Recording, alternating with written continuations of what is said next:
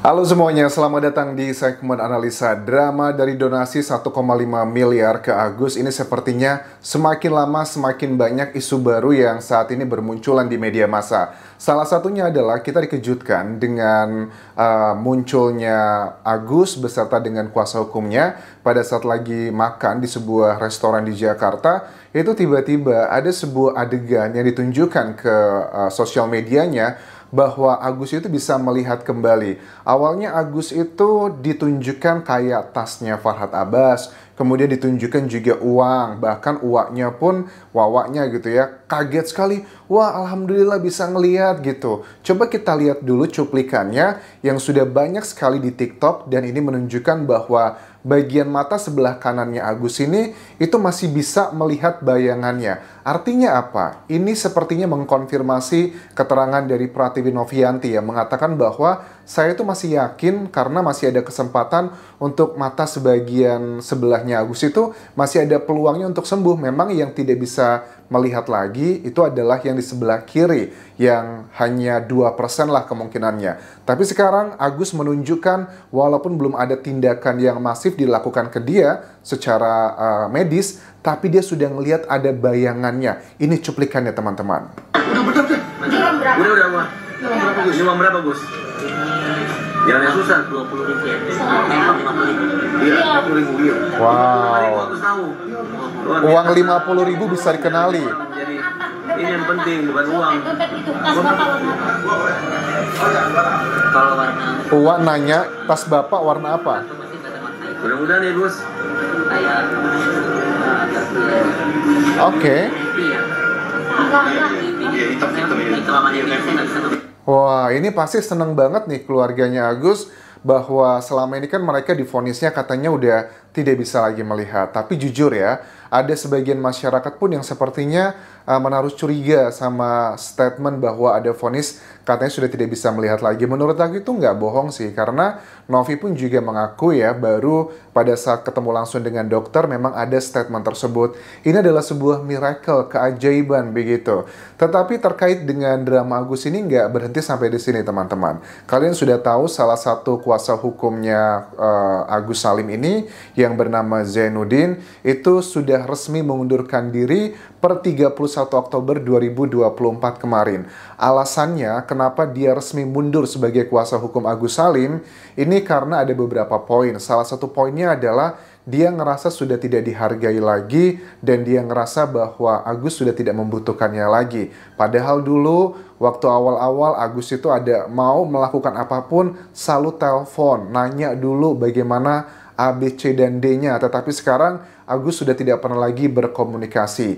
Ia sepertinya sudah tidak membutuhkan saya lagi. Sering terjadi perdebatan, dari awal tujuannya ingin damai, tapi malah pemikirannya sekarang berubah. Apa nih maksudnya? Jadi kalau aku tangkap di sini, Zainuddin itu tidak cuman kesel atau menyimpan rasa nggak nyaman di hatinya untuk keluarganya Agus doang, karena dia juga mengatakan keluarga Agus sepertinya sudah tidak menghargai atau menginginkan dia lagi. Tapi dia sepertinya juga ada kekesalan terhadap strategi dari tim kuasa hukumnya. Walaupun secara bahasa eksplisitnya dia bilang bahwa saya tidak ada masalah personal dengan Farhad Abbas ataupun juga kuasa hukum lainnya. Tapi kami punya pola penanganan kasus yang berbeda. Ini adalah bahasa diplomatik. Personal itu kan artinya urusan pribadi. Tapi mungkin mereka tuh punya perbedaan pandangan atau permasalahan yang sifatnya profesional sesama kuasa hukum. Misalnya adalah begini, dia mengatakan idealnya adalah dalam kasus ini tuh kita somasi dulu. Pada saat somasi itu kita tunggu waktu, bisa somasi pertama, kedua, tetapi tidak langsung dilaporin. Tapi kan ini berbeda pada saat Novi itu disomasi oleh timnya Farhad Abbas atau dari Agus ini, itu kan juga langsung dilaporkan ke Polda Metro Jaya. Maunya Zainuddin aku anggap adalah ya ditahan dulu, jangan dilaporin dulu, kita somasi dulu 1-2 kali, kalau nggak ada titik terangnya baru nih kita laporin ke Polda Metro Jaya. Dan hari ini harusnya jadwalnya adalah klarifikasi dari pihaknya Agus ke Polda Metro Jaya terkait dengan laporannya. Kemudian juga saya itu merasa jauh lebih tenang saat ini karena Yang saya lakukan ini adalah mempertahankan prinsip saya sebagai seorang kuasa hukum. Bahkan dia pun mengatakan begini, bahwa pada saat ditanya sama wartawan, apakah Bapak nanti justru akan ngebela Novi nih? Dia mengatakan, oh belum tahu sampai sekarang. Tetapi ada statement dari rekan sejawatnya sesama tim dari Agus ya, RD Lau ya, yang ngomong bahwa saya nggak mendengarkan penjelasan dari Jainuddin secara detail kenapa dia mengundurkan diri. Bagi saya itu adalah hal yang biasa aja. Tapi mudah-mudahan mundurnya itu harus mengedepankan nilai-nilai santun, terus juga harapannya tidak malah menjadi oposisi nantinya. Apakah ini sebuah kode bahwa ada indikasi Jainuddin nanti akan bergabung dengan timnya Novi, karena sudah ada berapa tuh, ratusan ya, 150 pengacara. Apakah akan ditambah lagi sama Jainuddin akan bergabung ke timnya Novi? Kita nggak tahu, lihat nanti. Tapi dari bukan lawannya, mantan rekan kerjanya RD Lau bilang mudah-mudahan tidak menjadi lawan gitu, karena ada masalah etika dan sebagainya. Aku nggak ngerti nih para kuasa hukum, bolehkah kalau kita berpindah dari kuasa hukumnya Agus terus pindah ke kuasa hukumnya Novi, padahal mereka tuh yang saling berlawanan. Kalau secara hukum sih aku tidak melihat ada aturan yang melarang tersebut, tapi mungkin secara kode etik pengacara hal tersebut tidak diperbolehkan, dan aku juga belum pernah melihat ya ada kejadian seperti ini. Kita lihat nanti, karena kasus ini tuh banyak kejutannya sekali gitu. Kita itu boleh kerjasama dalam tim, saya juga sering katanya Jainuddin, tapi harus menghargai suara-suara anggotanya, walaupun ia sebagai ketua. Ini kan reverse-nya kalau aku tangkap, menunjuknya adalah ke Farhad Abbas sebagai ketua kuasa hukum atau pengacara dari Agus Salim ini. Dia ngerasa bahwa dia tidak didengarkan, kesannya mentang-mentang sebagai ketua, kayaknya dia terus gitu strateginya yang dipakai. Ya nggak heran sih ya, karena kan memang Farhad Abbas kalau aku lihat memang karakternya cukup mendominasi, dan I don't know apakah mendominasi itu hanya citra dia di media, tapi teman-teman kerjanya apakah merasakan yang sama? Ya pengakuan Jainuddin adalah demikian teman-teman. Terus dari RD Lau yang selama ini juga kita lihat sangat keras sekali kalau ngomong, emosional, bahkan menuduh Novi dengan hal-hal yang dikatakan dugaan, katanya dia sudah dapat laporan. RD Lau tuh ada beberapa catatan yang aku ingat-ingat ya, bahwa dia pernah menuduh Novi, katanya dia punya laporan dari orang yang dulu pernah make narkoboy bareng sama Novi, dia cerita ke saya katanya gitu. Itu yang pertama. Ini sudah terbantahkan, Novi sudah melakukan cek rambut dan juga urin.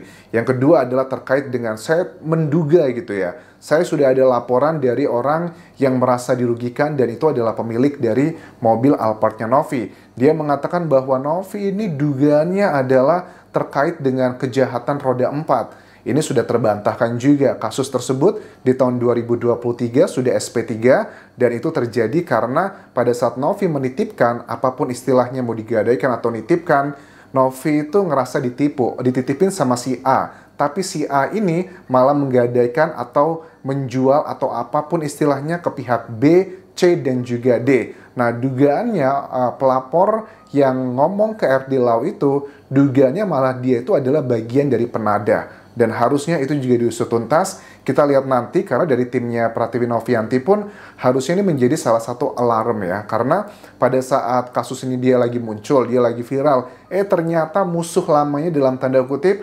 memanfaatkan momentum ini untuk menyerang dia. Menurut aku buat Novi jangan tinggal diam dengan oknum tersebut yang melaporkan, katanya saya punya nih STNK-nya, saya punya nih kuncinya. Itu yang dipakai Novi itu adalah palsu. Menurut aku ini seperti api dalam sekam buat Novi. Jadi lebih baik orang tersebut harus diusut sampai tuntas kalau memang Novi ngerasa benar. Karena apa? Nanti ke depannya lagi kalau ada sesuatu hal yang kita nggak tahu ya, in the future what would happen gitu. Siapa tahu ada terjadi hal yang tidak mengenakan ke Novi, nanti akan ditunggangi lagi oleh orang-orang seperti itu. Jadi, dan itu pun juga harusnya bisa diusut tuntas kalau memang dia adalah gerombolan dari sindikat yang diduga adalah ya misalnya hal-hal yang berhubungan dengan pencurian kendaraan bermotor seperti itu. Ini harus segera diklarifikasi dan juga ditangani lebih dalam. Ini sebagai kayak jembatan aja sih untuk menggali lebih dalam. Terkait dengan tantangannya John LBF ya dan RD Lau, yang beberapa waktu lalu juga sempat heboh, 5 miliar lah atau 200 juta. Kan awalnya gara-gara John LBF itu memberikan kayak tawaran ke Agus untuk mencabut laporannya ke Polda Metro Jaya terhadap Novi. Saya kasih uang dia berapa? 200 jutaan ya.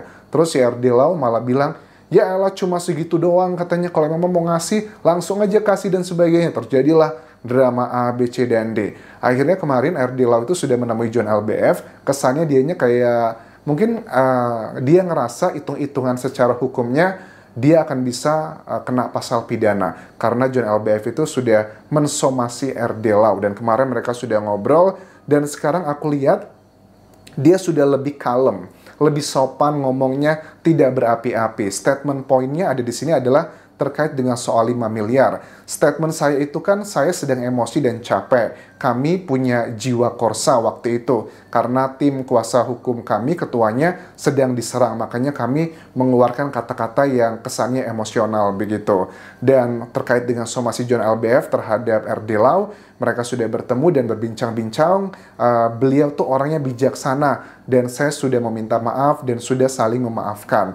Dan kedepannya katanya saya harus lebih santun dan mengedepankan perdamaian. Dan walaupun saya punya niatnya baik demi kemanusiaan menolong Agus, tapi cara-caranya harus disesuaikan.